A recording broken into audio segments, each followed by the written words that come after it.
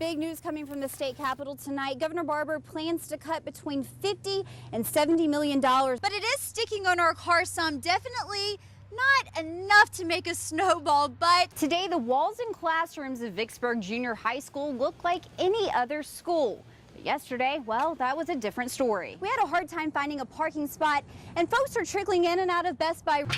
The doors of Birdland nightclub will be closed for the next 30 days. Fisher says the spending money keeps piling up. It's potholes like these in Byram that could be patched up soon. Kathy, this means if your child usually rides a school bus like the ones behind me, you should listen to the noise this truck makes when it drives over it, creating a gap between the mattress and the railing. And what happened is the child can either fall through. I've been on top of this story since last November. Now almost a year's worth of work by the county could be erased.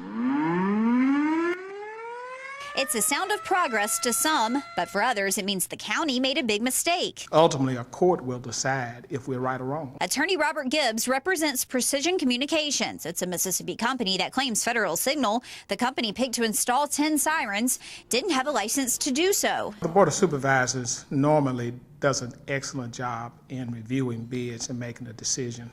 This was an instance that we believe they made a bad decision. Tonight, Supervisor Robert Graham comes clean. A company that didn't get a bid claims that you accepted a bid that didn't have a license to practice in Mississippi. Is this true? At the time, they did not have a license. That is correct. Graham says Federal Signal told them they are licensed in another state and would be able to do work in Mississippi. So he took the company's word for it. Why would you go through with a contract, though, if you didn't know for sure that they had the license in Mississippi, that it passed over from state to state? Well, we didn't know what we didn't know. Gibbs says his client deserves the bid. He says the company had the same specs, if not better, than Federal Signal for a much cheaper price. Clearly, if you have a supervisor who's going to admit that they awarded the contract to someone who did not have a license to do the work, that tells me that the county made a bad decision, and that's what we've been saying all along. If a judge rules in Precision's favor in the end, the attorney says it's the court's call on what to do with the sirens. We believe that those 10 sirens would probably have to come down, and my client would then go in and put 10 sirens up and put in the rest of the sirens for the county. It's a waiting game, and only time will tell if the sirens will keep sounding off. Reporting in Jackson, I'm Haley Westbrook, Fox 40 News at 9. Kathy, Chris Haynes is making a rapid recovery. He tells me everywhere he goes, people ask him to retell the story of how he survived a shark attack. And with a touch of Haynes humor, it's a story you'll certainly want to hear. Looking better. I mean, that's not the prettiest foot in the world. It's been a long road to recovery for Chris Haynes. See those teeth marks? With a slow and steady walk, Haynes gets by just fine. Well, I'm going to just head down the hall. The survivor's scars and family photos tell an amazing story of survival. Right place at the wrong time to get hit by a shark. Haynes was with his family and friends on a Louisiana fishing trip, one he's been on before. He was standing in the water near his boat named the Predator, but what Haynes didn't know was that another predator was heading straight for him. When I saw him, he couldn't have been over 5 or 6 feet from me and just looked like a torpedo. Haynes says everything happened so fast. Maybe he didn't like the way I tasted. I don't know, but he left. The shark bit Haynes right below his knee. His friends and family did all they could to drag him back to his boat. They got a clean, bath towel and folded it a couple of times and put it around all the wounds. They were able to control the bleeding, and about 45 minutes later, Roger. help came. Easy ported, right? This is video of the U.S. Coast Guard helicopter pulling Haynes to safety. And they had the big basket and they pulled me up. And these pictures show the dramatic rescue frame by frame. The first doctor saw me said, you started Shark Week. Sunday was the first day of Shark Week. After multiple surgeries, Haynes' doc says his recovery is ahead of schedule. He said it's not going to be as good as it was, but you'll be able to do anything, you did before. As for what he's looking forward to the most?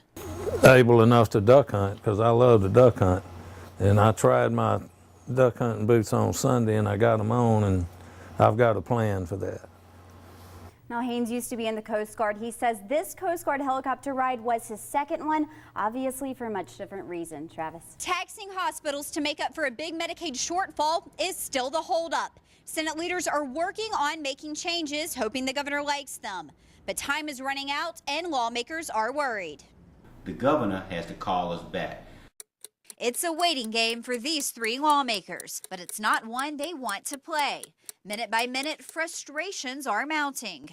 If he doesn't call us back, I would implore the citizens of the state of Mississippi to call all the national media people that they can, because those are the people that he cares about. Representative Robert Johnson is ready to work, but the battle over your money is far from over. From several states away, Governor Haley Barbour isn't budging. He still doesn't like the conditions in the Medicaid plan. Somebody disagrees with the governor, whether it's his brother, a member of the legislature, or an organization, then they're on his bad list.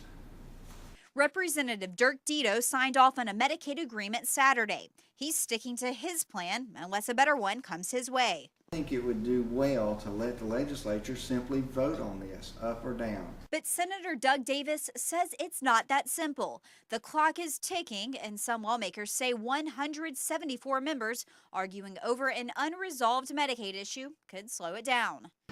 When we were here earlier, the members got tired, they got frustrated by sitting down here, quote, doing nothing. That's not good enough for House Speaker Billy McCoy. He wants everyone to have a say, hashing out differences on the floor. The constitutional process will take place finally. So he might as well face it and get on with the program. The governor says critical state services can go on, even if they don't meet the deadline. When there is a special session, lawmakers will return here, and they'll have to vote on each individual budget bill. Even then, the governor has to sign the budget into law. Reporting at the state capitol, I'm Haley Westbrook, Fox 40 News at 9.